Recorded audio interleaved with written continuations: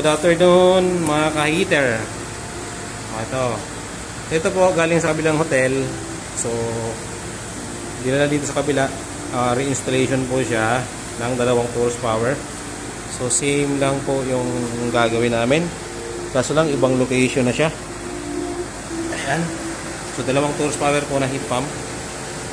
So yan po. So wala pa lang kami, nagpatong pa lang kami ng mga unit. So siguro mga 1 day to before tomorrow kasi sa araw tapos na to. So, dalawang heating system. So dadagdagan po namin tong mga unit na to.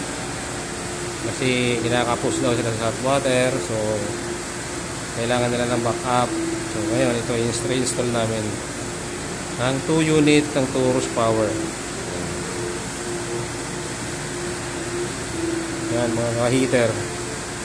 Ang pinaka high-tech na heating system.